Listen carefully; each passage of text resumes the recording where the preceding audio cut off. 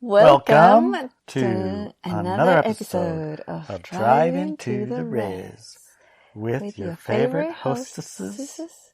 Wait a minute. Hosts. How can you trick me like that again? Larry and Inelia.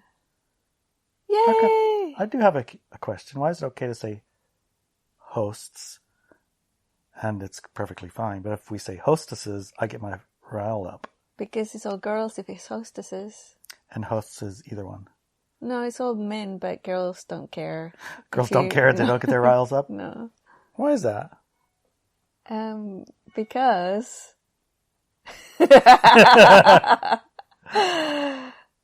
Because. Just because. Because, yeah, just because. So, okay. Well, you can see we have an interesting setup in our planet, right? Yeah. Host is fine, but hostesses is only for girls. Yeah. Do girls set the rules or what? Actually, that's not so far from the truth, because it's usually women who educate children, and that's how they carry the culture forward. So, yeah. So it's the women. So we're not going to say it's the women to blame, because there's no blame. But women have a lot of power. Yeah, they do. In the way that the culture moves forward. Mm-hmm. Yeah. Well, that makes sense. Yeah.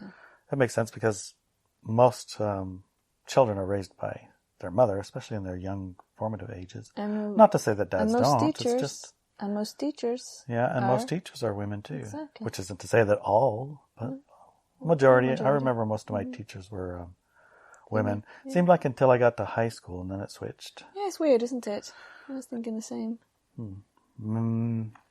Yeah, I don't know why, but... Most of the indoctrination happens between 3 and Think about it this way, in the women in primary school ages, that's the most formative ages anyways.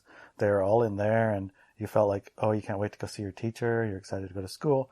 Then by high school, you're starting to get into the... Not everyone, some of them. Starting to get into the age of, I'm done with school, I want to go to work, go do this, go to travel, go to... smoke cigarettes in the backyard or whatever, you know? And the teachers are more men, and the men had less of a, I guess, nurturing kind of like, I can't wait to go see my teacher kind of a thing. Yeah. And more of a, you do XYZ makes ZYZ. Yeah. So it was a less nurturing and more... practical, maybe? No. I guess... Indoctrinated? It's like moved you into the space of moving out. It moved you from emotion to intellect. I was thinking more along the lines of when it was time to graduate from school, you were ready to leave. Yeah.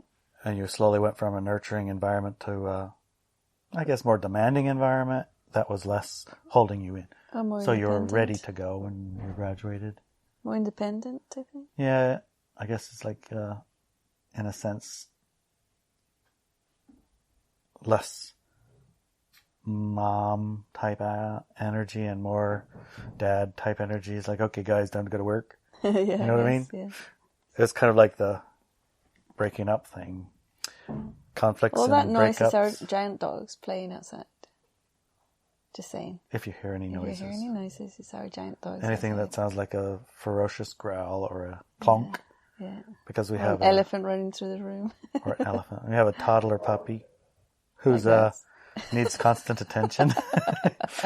And Lucy, you'll give him that she's attention. a 3-year-old Akbash, giant. She's 2, actually. 2-year-old Akbash, she's giant.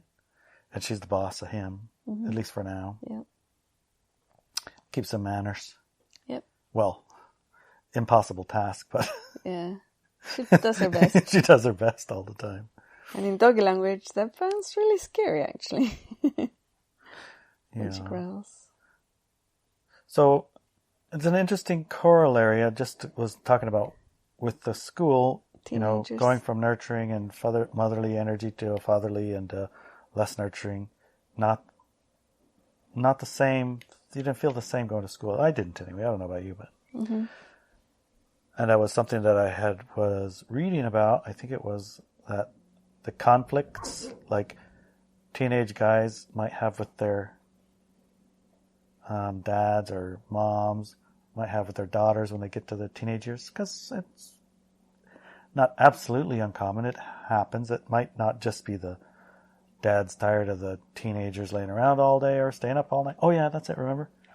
Teenagers, I was trying to remember where and why that. Teenagers like to stay up all night. Not all, most of them. Yeah. They like to I know get I up. did. I did too. Get up late afternoon, stay up all night till 3 or 4 in the morning. The birds come up. It's like, that's bedtime. Yeah, breakfast and then go to sleep. And that causes tension in a house. At least it did in mine. Yeah, definitely. And now in our house, Brett likes to sleep. Yeah. Most of the day, and he loves to stay up most of the night. I know, it's so weird. Right. It's like going back to toddlers, because I remember my toddlers, trying to get them to go to sleep at night was an absolute nightmare. Impossible. That's when they want to play. Oh my gosh. And then in the mornings, right, this is what happened, and I knew it was going to happen. They would be up at 5 o'clock in the morning, wanting to play, until they started school. And then you couldn't get him up in the morning at all. I mean, from the first week of school, it was like over. Like, well, you love getting up at 5 o'clock in the morning. No, I don't want to get up. That's nuts. Yeah. Which is interesting because one of the theories of indoctrination where you want to program people and they model the educational system on the being able to control animals, dogs in particular, but other animals too. The first thing they would do was to separate them from their parents during the day, put them in somewhere without stimulation for hours on end, so they get terribly bored, and then send them back at night. That's what they do at schools, right? Well, not exactly, but they do separate them from their parents, and then they create a substitute nurture. So the teachers become their new parents, yeah. And they become the authority.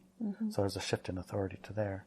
Yeah. And then when it's time for them to go out, you still have your parents are authority, but as you get into your later teen years and you're in school, you have less of the nurturing energy and more of the let's get to business energy, plus the stay up all night energy. It's like you get pushed out of your house if you're a teenager because your parents, you need to come home and eat dinner at a regular hour and quit staying out all night playing and doing whatever you're doing, up to no good, I'm sure.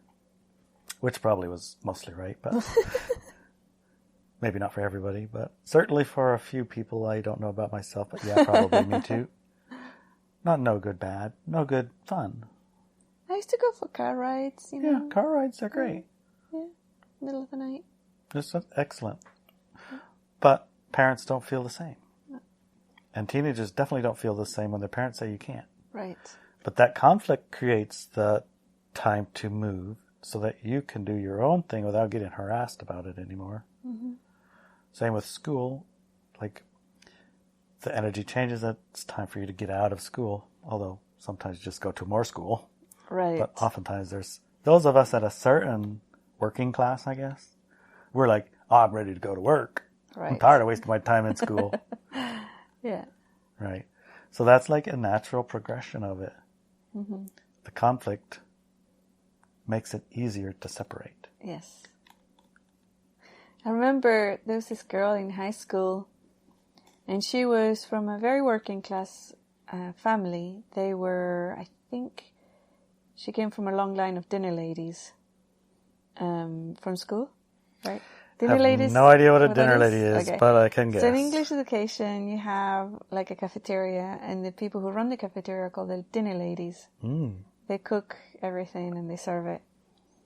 And this girl, she was in my class, and at the time I had mathematics still in my brain, so I was in the very, very advanced mathematics class, and so was she. Well, she wasn't. So she was in the regular class, and the teacher had been trying to recruit her for the advanced class forever, and she refused to go until I spoke with her. I befriended her and convinced her to go to the other class. And what's that crawling up the tree? What? See that crawling up the tree? There's something crawling on the tree. It looks like a giant spider, like big as a mouse. I don't see it goes like this. Now it's up past where you can see it. Sorry to interrupt your story, but that was Looked like an alien crawling up the tree, honey. Okay. There's an alien crawling up our tree. Perfect. Mouse-sized alien. Mouse-sized alien. Mice don't crawl trees like that. Squirrels do. Yeah, but that wasn't a squirrel. It's black. Okay. Sorry, anyways, education. And I convinced her, right? And so she joined the advanced class. And she instantly became the best person. Why? Because she was a mathematical genius. This girl was a mathematical genius. There was no question about it. And it didn't matter how advanced the mathematics that the teacher was teaching. She would get it instantly and she would have to look at a formula once, and then she could apply it to anything that you could possibly imagine, right?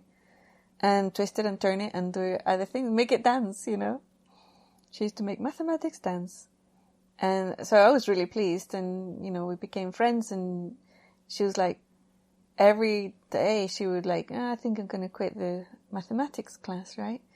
And I was like, no, don't do it. And the teacher would try to convince her to stay. And eventually, one semester was over and the next semester was starting and she was gone. And the teacher looked at me and said, where's your friend, blah, blah, where is she? And I said, I don't know. So break time, I went to find her, and she had changed to, from the mathematics class to a work experience. She was working in the kitchens in the school as a dinner lady. And I'm like, what are you doing? Why did you give up on the mathematics class? And she said, mathematics is all very nice and entertaining, but I can't cook with it. I can't feed my children with it. I can't do anything with it. And I was like, I couldn't believe that she was saying that to me, I just could not believe it.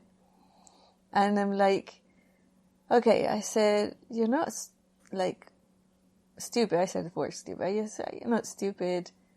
With a mathematics degree, with the level of mathematics you can do, you could become a professor, you could work as a mathematician with all sorts of industry areas. I mean, the world needs mathematicians, because that's the way I'd been brought up, mathematics, because most of my parents were mathematicians, and I was really good at it.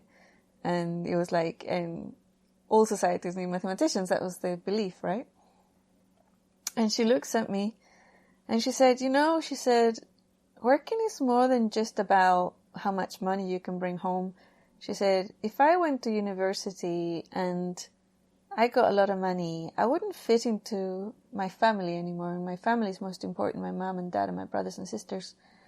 And I want to grow up and live with them. I want to live near them, in a house near them, and everybody to understand everybody else. And if I did that, if I went to university, I wouldn't be understood by anyone.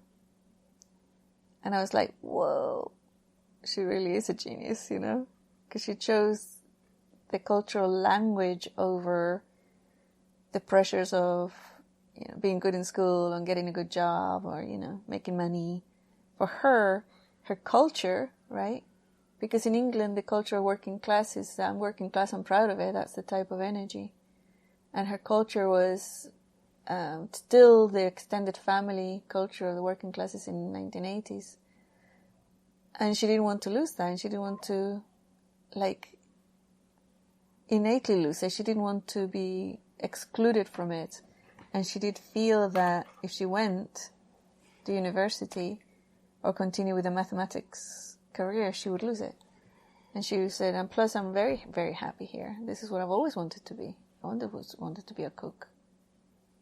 So, well, you want to be a dinner lady, in my mind, right? You want to be a dinner lady the entire life. And she kind of just looked at me and shook her head. It's like, you just don't get it. Well, it's just like we were watching on that weirdest show in the world that we were watching, where Rebecca Shit Shoveler doesn't want to do that. She wants to be a doctor or whatever. But if she does that, then she leaves her family, so she'd rather go back to shit shoveling. Yeah. Yeah, it's very similar, yeah. But that's part of that class society that it is. It's automatically designed to keep you in your little block and be happy with it. Yeah. Doesn't necessarily mean it's true, though. No. So For her, it was For her, it was about family. it is about family, but it's pretty short-sighted and limited to think that you can't like your family if you do math. It's like the shit shoveler girl. Well, not really. I understand. I mean, she would speak a different language. She would, yeah. And she would have different friends who probably wouldn't associate so well with her family and in the environment that she lives in. Exactly, yeah. You know, it would be limiting, but the whole way that she's brought up is family needs to like stick together and be together. Yeah. And the structure that's going on around here is different. You're supposed to move out of your dad's house and mom's house. You're supposed to get your own house. You're supposed to give your own life. You're supposed to advance yourself. And they're like, so the structures that exist here like encourage that happening by the conflicts, right? Yeah. And seems like the structures there don't encourage that same thing, or at least in that area, in that family, right? Right. Their family don't get mad at each other or expect them to move out. They like want them to stick around, or what? Yeah. They like each other? I guess so, yeah. Interesting. There were a lot of multi-generational households in the area. So I was just thinking of it from that cultural perspective of different environments, different countries, different paradigms, different social structures. The conflict part. And I was looking at the conflict part because part of this is related to the split we're going through right now. In which way? How do you see it as being related? Well, it's clear that it's a very difficult thing to get people who are close together family-wise or married or their children or things like that to split from each other because those bonds are very, very, tight and strong. So how can you get that to happen? Not the only way. The normal or the regular or a functional way, a very effective way, is to create conflict between two generations, between those that are splitting. You're picking a light dark and you're picking a light. There's a very clear choice, and the ones that pick one or the other, they're not just mildly picking it, mostly. They're quite stuck in their pick. Yes. You know what I mean? Yes. It's like Trump is a good example of a divider, right? Oh, yeah, we talked about this when he was being elected. Or as when he's president, Yeah. So the people that liked Trump, I think he's Jesus from Venus, which is a inside joke. Yes, Jesus from Venus, yes. Trump is Jesus from Venus. If you don't understand it... Don't worry about it. Don't worry about it. You can ask in the comments. I might explain it, but anyway. And there's the other ones. I think Trump is probably the demon from hell or something. The original prime Satan. I don't know, whatever. But, they're not like mildly one or the other about it. They're very, very, very, very, obviously not everybody. Right. I mean, in our household, I don't know if you're for or against Trump. And I really don't care one way or the other if you are or aren't. And I'm not, although Trump was way more funny than the other guy. Who was the other guy? Who is the other guy? Oh, Brandon. Oh, Let's go, Brandon. Yeah, Brandon. more cryptics. In my opinion, all politicians are the same. They're just puppets. So it doesn't really matter, actually. It's irrelevant who and what they are, what their policies are. Well, we're in a split, so it matters. No, yes, really. It matters because you can observe how the split is orchestrated. It would be orchestrated this way either way, no matter who is president of what country. It doesn't really matter. That's my point. You don't pick and put into place a person who's a great waker-upper if you want the sleepers to pick their sleep and stay asleep. You would pick a waker-upper if you wanted like the entire planet to ascend. You would pick a not waker-upper, a divider, to help split. Yes. And the same thing with this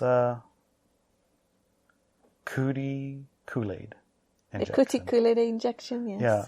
You're picking something that's very divisive, right? And the more divisive it is, the more conflict it generates, the more likely you are not to like be on the fence about it. You're totally one or the other, I guess, kinda. It makes the splitting happen. Yes. But not I think the key for a higher frequency individual is conflict isn't necessary for you to do a split, but if you want to stay asleep, conflict might be necessary to bring you to a split. Maybe? Yes, From a lower frequency, lower state of awareness. You can still be high frequency and not very, I guess, expanded awareness. Right. In order for you to move to your split, to make a choice, maybe conflict would help, because then you're less likely to go get like cootie Kool-Aid for your husband just because he wants you to. Right. You're might get more dug in not doing it because your husband wants you to do it, because he's forcing you to do it. You're not going to get forced to do nothing. I'm just setting up scenarios, you know what I'm saying? So the conflict, generally speaking, we look at conflict as, oh my God, abhorrent, but in the case of a split, conflicts might be what's needed to carry out splits. Yeah, could be. Could be. You don't have any opinion about it? To me, the word conflict can mean several things. One of them is like people fighting with each other. Yeah. Two nations going to war. But also, to me, there could be a conflict of emotion, right? Like, I sometimes have conflicting emotions about something. I'm happy about it and I'm sad about it at the same time. I'm conflicted, right? So, to me, the second part, the be conflicted about it, is not a low frequency way to be. Right. Because we're not omnipotent and there's a lot of information and sometimes we get confused and sometimes we do get mixed signals about things. But the war conflict energy, to me, is a very low frequency one. So I would say that if a person starts going to war with their husband or their wife over something, they're just feeding the low frequency paradigm, right? Rather than not going into that type of energetic fight. Yeah, well, in this scenario, the husband, for example, is the one going to war about it, and the higher frequency person who's less expanded awareness isn't. They're not going to war against their husband. They're just more dug into their position. I'm not gonna. Okay. And so when the splitting happens, it's doing it, It's a little bit like when you got moved out of California. Yeah. It's like you're conflicted because you have house and family and I don't care about the house or car my children. And children and your entire life and your friends and you were situated. Yep. And without you could have listened the very first time you got the data, but I don't think so. Right. But as the pressure increased, then the decision became unavoidable. Correct. And I think that's kind of what I'm trying to get as this creates the situation where the decision is unavoidable. Yeah. Yeah. So that was a lot to do about breaking up. Breaking up is hard to do. It's even harder to do when you don't not like the person you're breaking up with. Yes. It's like, how about we just don't break up, but we'll walk over here for a while. You go over there, I'll go over here. Yeah, it's harsh, right? Yeah. I still don't see the relationship with education and children. Well, the teenagers staying up all night, creating discord and conflict in their house, so that's what helps them move out of their house. Otherwise, why would they move? Right, that's true. Because everything's paid for and their laundry gets done and foods get cooked and you go out, have fun all night, come home. Your laundry's done, breakfast is ready. You probably, if you get old enough, you get your own apartment in the house. You don't have to pay no bills. Who knows? Yes, it is true. So the conflict comes about so the parents kick you out and you don't want to live with your parents because they're pains in the butt. Yeah, precisely. Yeah. So in a bigger sense of our collective split, high frequency and light dark. In other words, I remember that. Basically, the conflict you're talking about is that people become unpleasant to each other when they choose the different realities. Yeah. Okay. They're just unpleasant to be with each other. Yeah. In the case of the light dark ones, they don't want to be around you because, you could get them sick since you didn't get no goody Kool-Aid. Yes. I mean, clearly they don't want you to be around. Right. They want to kick you out of school, fire you from a job, make you stay home, don't go get food and groceries, et cetera, et cetera. Yeah. And the other side of the bargain, I mean, if it comes down to it, do you want to open a grocery store? I always wanted a bookstore with a coffee shop in it, and maybe some fashion items, and maybe some magical items. I've always wanted that. Okay, we can do that. Yeah. It's not a grocery store necessarily, but although sometimes, fruit stores, the fruit stores. I know in Chile and in Spain they have fruit stores where you go in and all they sell is fruits. And that was kind of nice. I like that one. Those ones. I wouldn't mind having one of those. Okay. Sorry, were you making a point? I missed it. Well, the essential point is that the high-frequency people around aren't opening stores or starting schools without some reason. Oh, yeah. Gosh, trying to motivate a high-frequency person is so freaking hard. Because they're okay. They're okay with everything. School, no school, I don't care. Yeah, go to school, I don't care. It's all right. I mean, we'll be fine. I can read a book. Yeah. I can read a book too. A job. Yeah, I'll figure it out. Yeah. We could do processing. I can still work with those demons. It's fine. I've done it all my life. I'm used to it. See, that's my point. Is that's part of what the orchestrations bring about when they're necessary. Well, the other day when we went to the store and we got kicked out of the store because we had Pee-Pee with us. Yeah, that was quite hilarious. Because we shouldn't be hanging around in the store. We should be in and out real fast. We shouldn't be hanging out in it. And we were. Even though we enjoyed our time getting trinkets. Tea thingy. Trinkets. And we did, remember though, we got kicked out of the store. We did. But we got everything that we came there for. And more. And then we went to check out. We got you don't have to, you have to leave, but you don't have to leave mad. Right. So the checkout lady saw our little, it was an English sugar bowl, made in England, imported. It's just a beautiful little thing. And the price tag doesn't work. She says, how about $2.99? Yeah. She said, can you go and see the price? And I said that was the last one, because it was the very last one. Yeah. She said, And I said, you can put it back. It's fine. And she looked at us, smiled big, and says, how about $2.99? How about $2.99? I said, that sounds great. That sounds fine. Thank you. So we had to leave, but we didn't have to leave mad. Right. Because that was certainly more than $2.99. Way, way, way more. Mm-hmm. And then she said, I would feel bad charging you less than that, but I'm sure that No, it's she way said more. I would. That's what she said. Yeah. But it was a thing that we, halfway home, started to feel the scratchiness in the throat, and a little bit of headache, remember the shedding. The electronic feels or whatever. If they hadn't have told us, hey, you guys, get their dog out of here. Yeah. We've been to that store 10,000 times with Petey. Nobody cares. Yeah. But this guy cared. Oh, he cared a lot. She was very, in a sweater very much. too, inside my jacket. She wasn't even walking around. It was like just hiding with little just her face. head poking out. Yeah. But we would have been another really hour triggered, there, probably looking down every single aisle. Because Forks they have patisseries from France. Yeah, they have interesting stuff. They have all kinds of good stuff. Some shoes, boots, socks, chocolates, really nice millionaires, yummy stuff. And interesting steaks cut really, really thin. So they got all the stuff. And we looked at the energy, and when we looked at the energy was, really you shouldn't hang out in these negative structures. And they're very clear which one are their structures. Yeah. Which are their structures is very clear. And you shouldn't be hanging out in them. Yeah, so we didn't leave mad, but we did leave. Yeah. Although it was a little hard. It was a little hard, honestly. When I was driving, I was looking at, who am I going to focus my energy of attention on? The nasty guy? Short, bald, nasty guy who's mad at us because, well, literally he was double masked. Nose to chin, wholly masked, when half the store ain't. And he's mad at us because we're not wearing masks, but he can't say nothing about that. Right. But he can say something about the dog. Yes.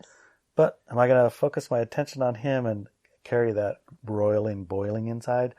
Or the young lady who checked us out with a giant smile and so happy to see all of it. Oh, this is so cool. Yeah. And how about $2.99? Does that seem fine? Exactly. Who are you going to look at? Who are you going to attention on? Yeah. Exactly. It was still hard No to choice. dismiss the It's a crabby body, boy. yeah, because it's a body shock, when you get assaulted like that. It's a body shock. It's just, comfort your body and you're going to be just fine. And maybe focus more on the other than the... I was kind of, yeah, you were right, because I knew halfway down looking at all the trinkets that I relaxed and I thought, gosh, it doesn't feel, my body doesn't feel well in the store. But then I decided to ignore it because we hadn't been to a store for such a long time. And there were so many cool trinkets. Yeah, I get it. Yeah, I get it. It's just nice to, when you have that experience, you're right, hug your body a little bit, process a bit of the righteousness. That's what was fired up in me. Yeah. I was pretty fired up a little bit. Yes, you were. And then focus on a different energy. Yeah. That should help stabilize you.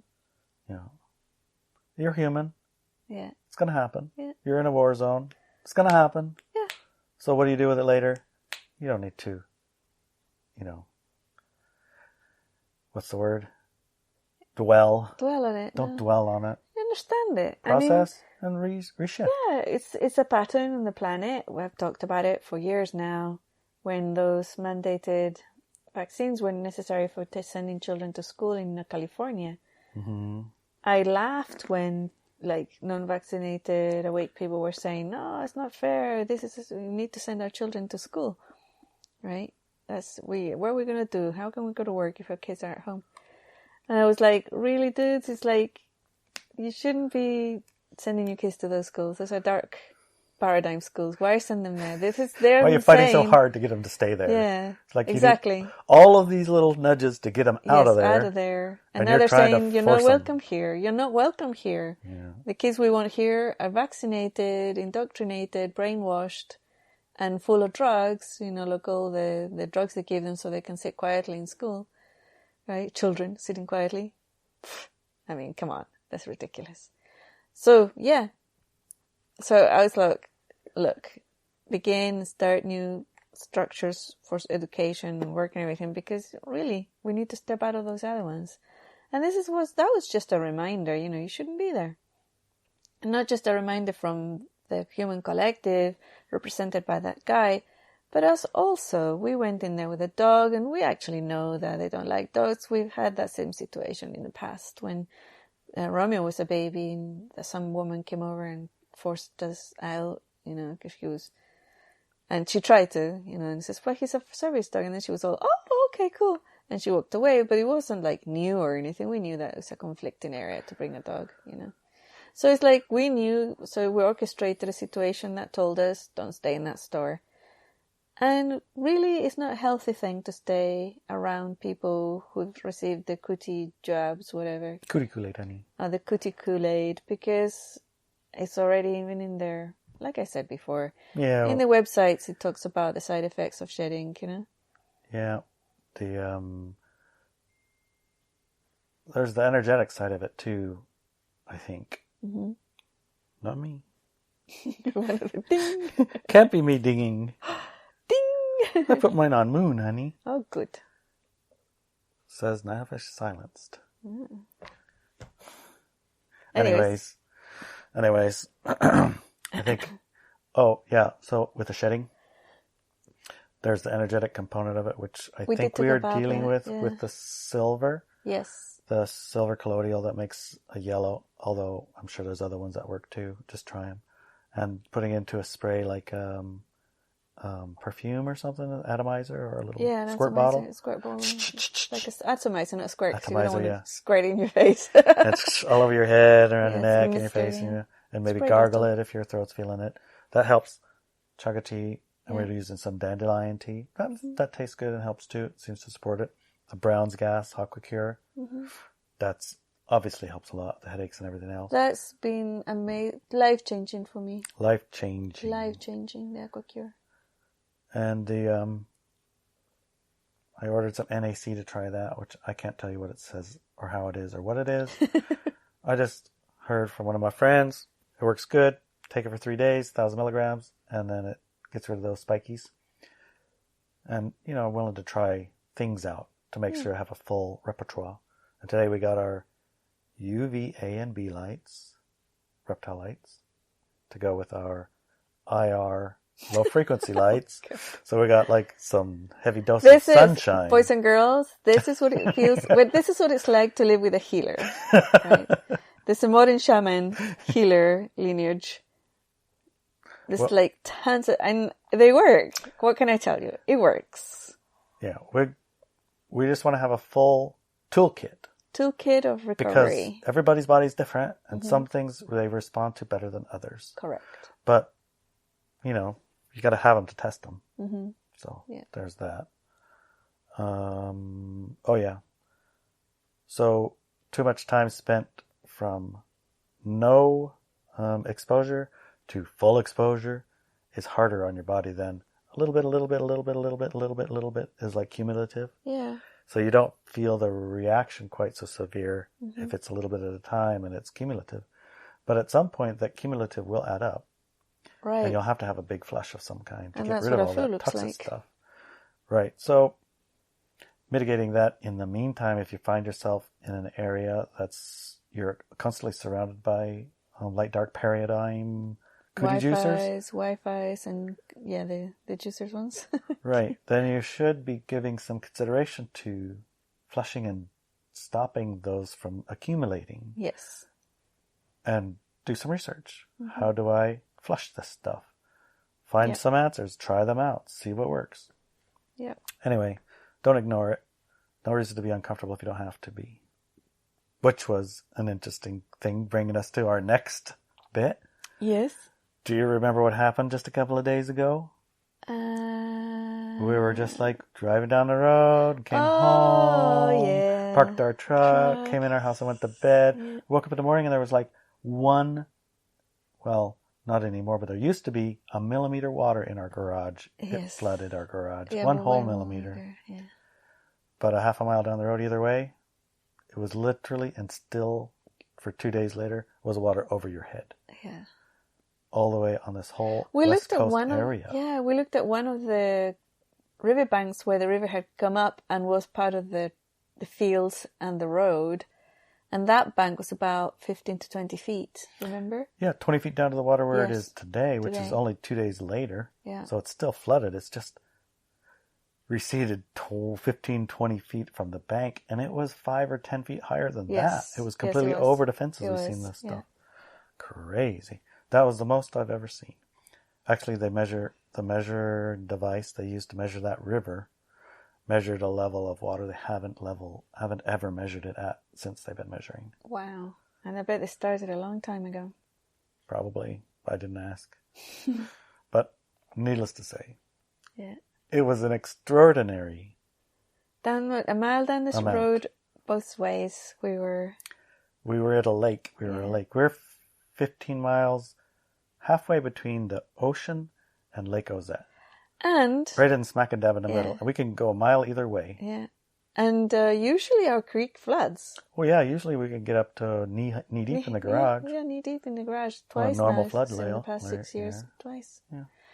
Not this time. 1 millimeter is nothing. Bizarre. It was barely really, left its really banks. Bizarre. But also, our friends, Kara and Ashley, behind their house is the Holko River, which flooded. That was at the record flood. That was the one that had That's like the 20 one at feet. the record over. They're literally, their backyard ends on the river. Yeah, right? They're literally right on the river. Right on the river. And no water come in. They didn't have any water come in. On the other side, however... That's different. It was... intense. Like huge. Cars broken. Huge, Yeah, all that stuff. Huge. So it's like, guy loves it. Nice. Nice support. Yeah. Where our power was out for a couple of days, but I mean... We didn't even feel it because we were prepared for that. We have our generator just turned it on. We had plenty of gas stored up. Yeah. We only use 5 gallons anyway, and we have our solar batteries coming like Saturday. We didn't have it in place, but if that had been here, we wouldn't even burned any gas. Exactly, yeah. And our water runs off of our generator and our solar power battery thing now, so We got water for days. In town, just down the street from us. That's 20 minutes from here. 20 minutes from here, the entire town, Clallam Bay and CQ, no water. Yeah, they don't have any water. They had a landslide and it washed out the water pipe. main. Now they got no water. Yeah. And they don't know when it's going to come back. Because they can't even get the landslide dug out yet because it's 20 feet tall and half a mile wide. Mm-hmm. And they have, they're giving people, they're saying, bring your containers to the gym, the school gym, and we're going to fill some water there. And I'm not sure if they're going to need a card before they get in or not. You know, They could add those They things. didn't say it because I received a call, an automated call, because we're in the Clallam Bay area. And I received a call, and it said, like they're going to bring your containers, and we don't know how long it's going to be. Literally, we don't know. So, but that's just drinking water that they can get in a tub, right? And making in a container. So what about showers? You know, it's like And our village at Nia Bay, we got cut off. It was even in the Seattle paper. Cut off from everywhere. No fuel can come in a truck. No food can come in any way. And no food, fuel, medicines, and nothing. They had electricity still. They did? Wow. But if you went to the store, guess what was in the store? Nothing. No bread, no milk, no eggs, no food. Yeah. Just, canned stuff. Right. And that probably went fast. We're talking about one night of rain. I know. Did that. I know. One night no of rain. water, no electricity, no food. Supplies, no medicine, So if you weren't prepared, it would have been you traumatic. felt it, yeah. If you were prepared like we are, and we have been telling everyone. People, I mean, I was just as happy as a clam sitting here eating ice cream. We had a party. Drinking some tea, had hot water, take a shower if you want. Yeah. So we literally had a party. We literally had a party. And we did invite people over to have a party with us. Yes, we did. Except for nobody could come. No way to get through here. So we had a private party with our dogs and our cats. Yeah, but it's like these weather things are very interesting to me. Because we had Texas last year that froze up and they cut all the fuel to it and people died there, And one of the things that fascinated me about that night with the weather and the rain and everything, that the roads and the locations where the roads were broken, it was almost strategic, you know? I mean, if it wasn't strategic, it looked strategic. It looked like it would. I mean, it would have been. They were the perfect places to completely cut off Nia Bay and Clallam Bay. And it was just really, really amazing. Really amazing. It felt like a trial for me. Yeah, like a trial. What about Canada? You're going to be fine. Canada too, Vancouver. Yeah, Vancouver. Which is a city same size or bigger than Seattle, and a giant port like Los Angeles. Yeah. Millions of people in there. And they had the same thing happen to them. Their freeways and the railways were all cut off by massive slides. Yeah. Massive, like massive oh my God, that's like 1,000 dump truck loads to try and fill that hole back up. 1,000. So, big impacts from very, very, very, I mean, honestly, people. It was just a night. Rain in Canada. And rain BC, in the rainforest. British Columbia. Rain in British Columbia, rain in Nia Bay. This is a rainforest. We get rain like crazy 3 months straight. Yeah. It doesn't do anything. Right. And one night, we got that. Yeah, that was really suspicious to me. Something's very fishy about that. But very fishy. Very fishy. You have to look into that because that kind of reminds me of one of the things that you promised we would talk about this episode. Oh, yeah? The November-December woo. Ooh, the woo-woo. The woo-woo. What's happening November, December? What should we be like? I guess, stand by. Here comes the rain. Or what? Here comes the rain again. Something. Baby, there. Falling on my head like a new emotion. Eurythmics. Boom, boom, boom. That we're not going to have any issue with copyright violation after that. I don't think so. I don't think iTunes is nobody will recognize it. Song out from that. La la la la la la la la la. So yes. Before you say this, There's absolutely nothing here.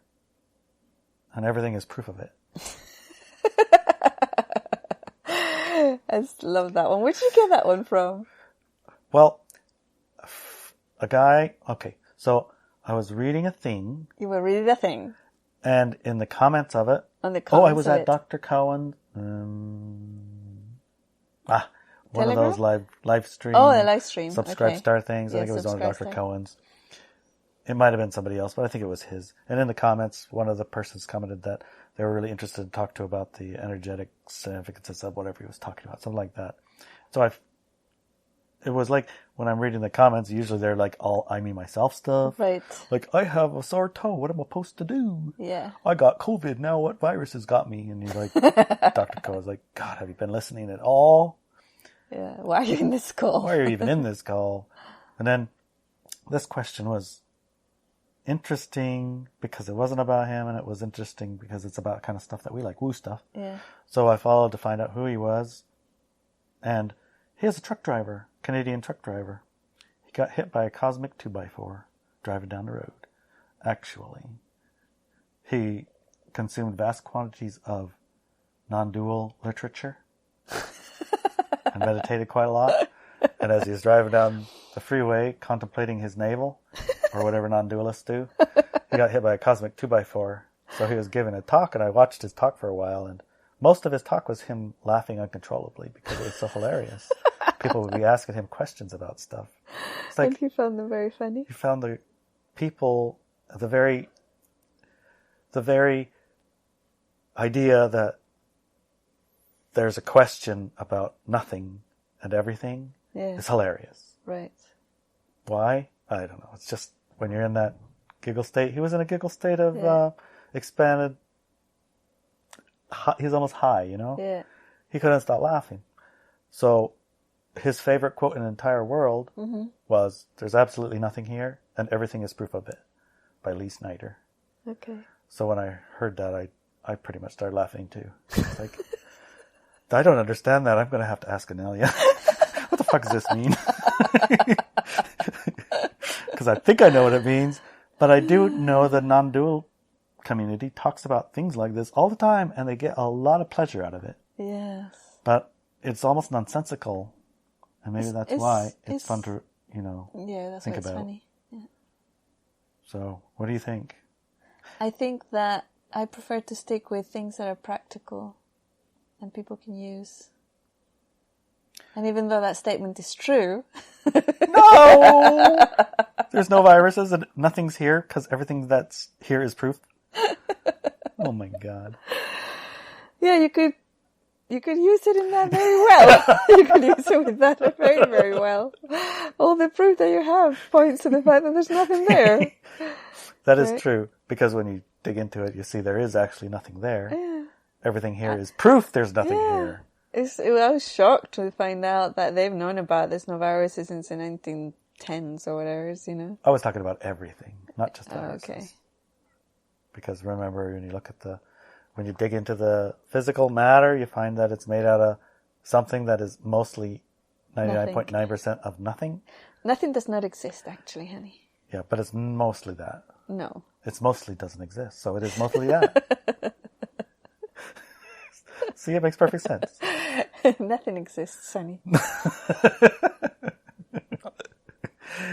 Oh, well, try and wrap your mind about that, everyone. So with that introduction, tell me about the November Woo. Wow. Well, that's put a flavor to it, hasn't it? The way we're going to look at it. It flavored it, yes. November, December. November, December. November. Remember, November. the 5th of that's it. November. November, well, that's about Guy That's done Hawkes, past. Irishman who tried to blow up Parliament, and they caught him and burned him up in a bonfire. Well, that November And they 5th do it is well every- past. Yeah. So I thought what we could do is draw a card. Oh, really? Yeah, but the cards is very far away from us. Not too far from me. No? Do you think you can reach it? I certainly can. Okay. I've got plenty enough You've got string. powers. You've got powers. See? I got Very skills. Good. You got skills. You got it from the other side of the room. All right, so we're going to do a card. Good idea. That will talk to us about. What do you want to do? November 1st and then December, or November's November almost and over. December? It's going to be Thanksgiving and December and Thanksgiving, because this is going to come out on Monday. Okay. And when is Thanksgiving anyway? It's the 3rd. It's the next weekend? Or this weekend? Oh, I don't know. Or I don't know when it is anyway. I never even grew up with it. You're asking the wrong person. We just want to eat turkey and have pie, okay? Yes. It says it's the 25th, so it'll be next week. Today's the 18th that we're recording. And this weekend, it'll come out on the 22nd. So, 22nd, 23rd, 24th, 25th. That many days until Turkey Day for anybody who likes Turkey Day. So this car will be November or November, December? Thanksgiving and, well, let's just say Thanksgiving to Christmas. Okay. So, November, December. Well, I want to... The Western way to say it. Yeah, from Thanksgiving to Christmas. Okay. Actually, it's going to be November, December.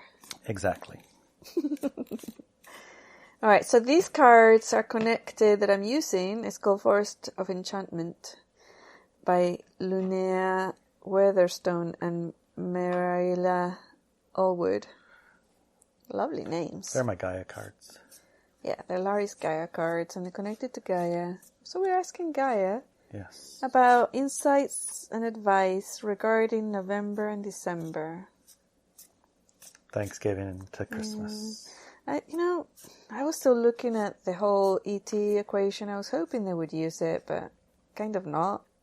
One of those conflicting energies that I have. I did, but I didn't. You wanted it, Because but I you didn't, knew 'cause you got that. bored with the one we're having. We want to have something different. Well, the ETs, extraterrestrial, ultradimensional, ultra-terrestrial, all these exist. There's no maybes about it. But I've always said, if disclosure comes from the government, then it's not a good thing. It's not because disclosure. it's not actually disclosure, it's just another invisible or visible made-up enemy. And I remember even when I was a kid and people say, oh no, aliens are going to invade our planet and they're going to destroy us. And I would say, are you freaking kidding me? Aliens have been around forever and they have technologies that could take over our planet a long time ago. And if they wanted to kill us, it would have, and we'd all be gone, right? If that was the power that they contain. So no, there's not going to be an alien invasion, period.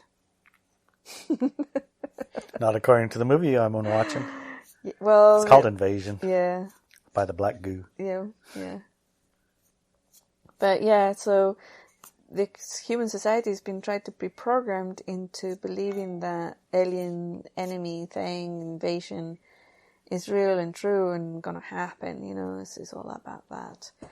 Anyways, well, let's do the November-December thing. Okay. I know I put in a lot of alien energy into it, but, We can always hope. Yeah. All right, let's do this. Let's do this. Let's do this. Let's do this.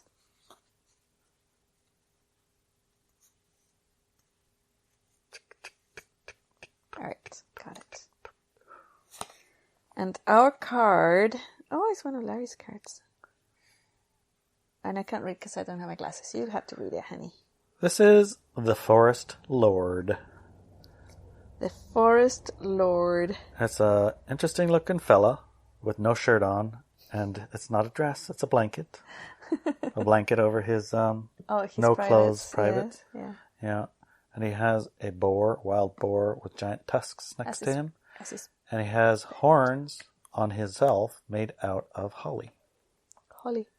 Yeah. And he has a really nice, what do you call this? Talisman around his neck. It's a little baggie with treasures in it. Yeah. He's the Forest Lord. Mm. So when I think of October and November and I look at this card... No, it's November, December. Yeah, when I look at November and December and you look at this card, it feels to me like that...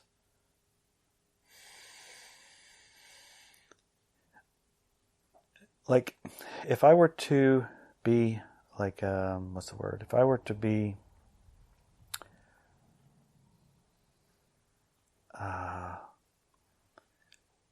wanting a guide Mm-hmm. to show me secure, safe, Mm-hmm. and not even secure, safe, but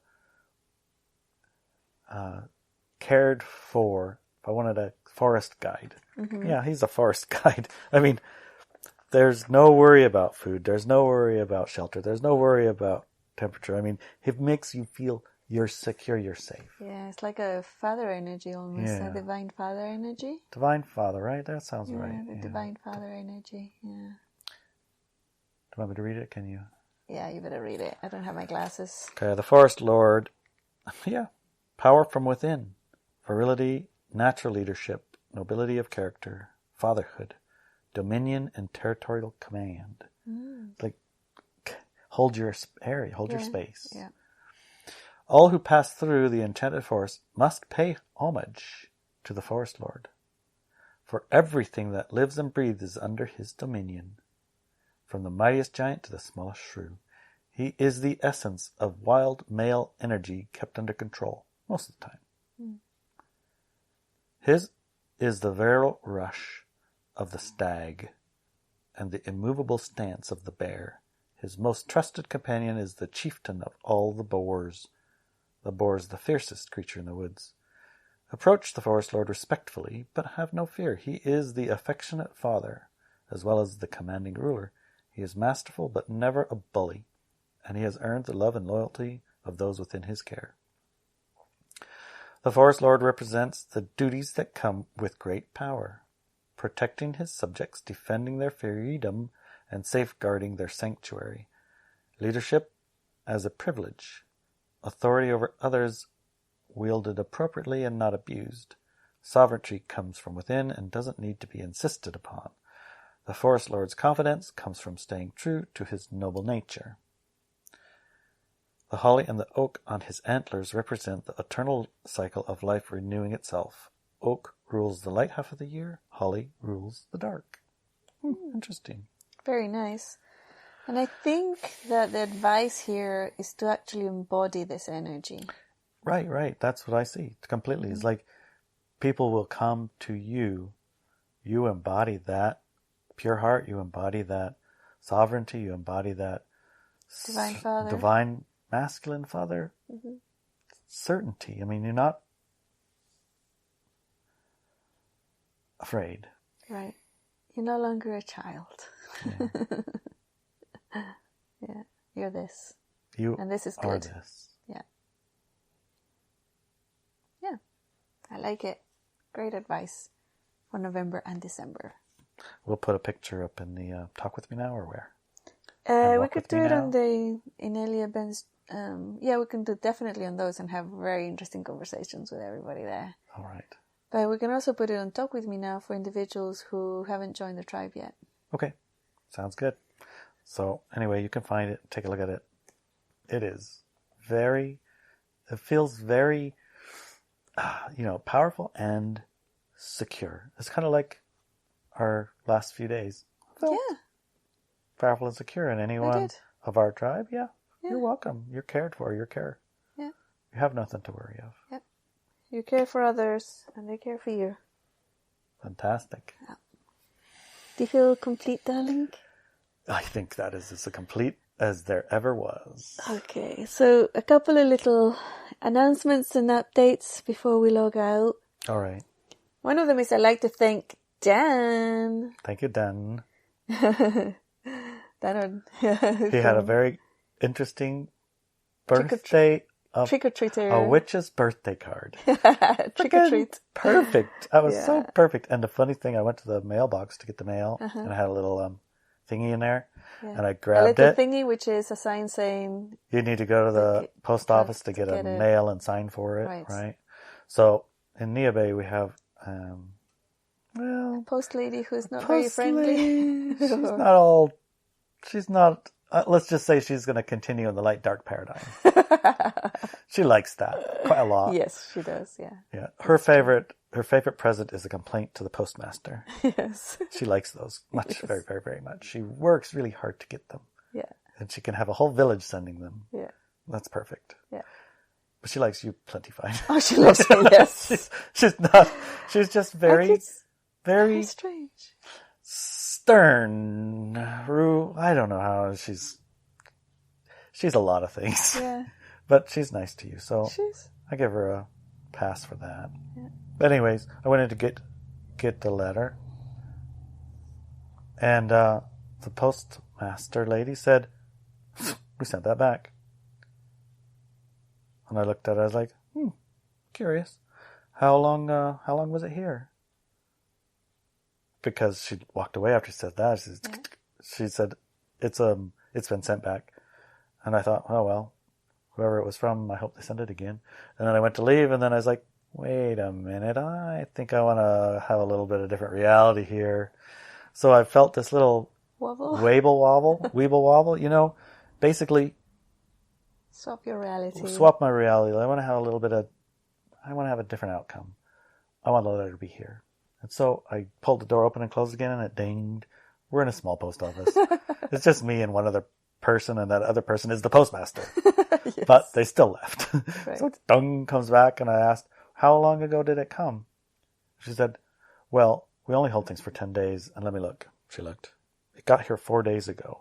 I said, So I guess, she said, well, maybe it's still here then. Let me look again. So she went for a look again. And she says, oh, it's a letter, not a package. Here it is right here. It was right where they always are. She had walked literally to it and said it's not here. Right. But it was. Yeah.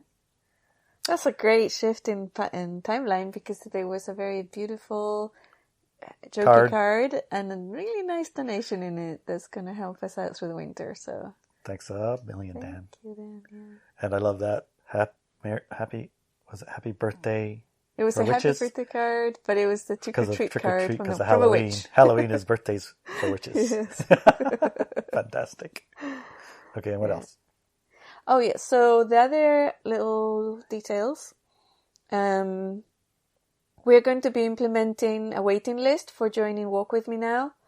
If you want to skip the waiting list and join right away, you better do it, because that's getting implemented very soon. And there's also the novel, The Earth Files, which is the second novel in the Return series. I was working on the final draft today. So where the plan is to release it for Christmas, or at least sometime in December, end of December, hopefully not January, but yeah, it will happen soon.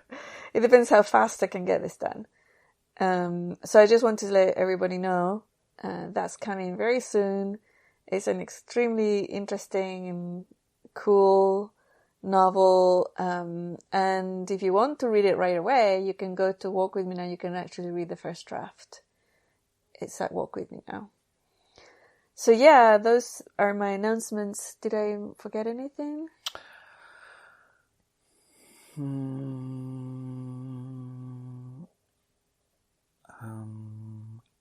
Well, when you say you're implementing a wait list for Walk With Me Now, it might be good to expand on it a little bit. Do you feel like you want to now, or do you want to wait until things are more set in place for that? Well, the details are that we're implementing several items within Walk With Me Now that makes it more supportive for individuals to start. Gave them a more immersion and introduction in a gentler way, more guided way to go in, because it's not just a forum. There's how many years since 2014, and it's 2021, all those years of material there. Huh. There's so much material, and not just courses really. Yeah. And classes, but a lot of information, a lot of calls. So it can be a little bit overwhelming, but also our numbers are growing. So we want to make sure that everybody makes that connection, right? A deep connection. That is what we're all about. The human collective, right? It's about connection. And because a lot of us are lone wolves, sometimes we need a little more hunting than other people. You need a little help with the whole connection thing. Yeah. It's I'll try and connect. Hey, hello, anybody there? And nobody answers. That's good. Yeah. Back to the closet. Thank you, guys. That was nice connecting. See you later. Yeah. So generate a or encourage facilitate and facilitate that connection that we need ability in to this make new a connection, paradigm. right? Okay. Yeah. And it's a learning process. We're getting feedback from our members. We're going to be exploring on the whole thing and getting people to be buddy systems for the new groups that come in. So yeah, we decided that a waiting list would be really good. Yeah, and also, in my opinion, right, in my personal opinion, a person who is prepared to go on a waiting list to get into Walk With Me Now, and then a month later when they do get in, they're still wanting to get into Walk With Me Now, it's a better investment for me personally to spend time with that person because they're committed, while a person who's like instant gratification and they just came in from a whim, they usually leave right away or within a month. They're scratch itched or whatever, and they're done. Yeah, their FOMO's gone, and it's like, and I think a month will filter. A little bit of weight. Yeah. And also group those people who gather together. Who together, have that there'll energy, be exactly. a handful of people who can join together at the same time. Make their connection together at the same time. Yeah. Right. That'll be good. Yeah. It'll be nice. And so you won't be entering into the thing with hundreds of people around you who are they must be way more advanced than you, huh? You'll be with your peer group. Yeah. A peer group, and you'll have connections and you'll know each other. And yeah, it'll be nice to get that connection fostered. Exactly. So we're playing with different energies. We're playing with different methods and methodologies to make it easier for all of us to learn how to function as a human collective in the new paradigm. And this is what, to me, Walk With Me Now is. Gotcha. Plus, actually, if you're like having the itch and you're thinking about it, Secret Santa starts this week. Yes, it does. So if you are interested in getting a Secret Santa gift, you better sign up fast. Yes. The deadline's approaching. Yeah. All right. I'm complete. Okay. I love you, honey. I love you too, darling.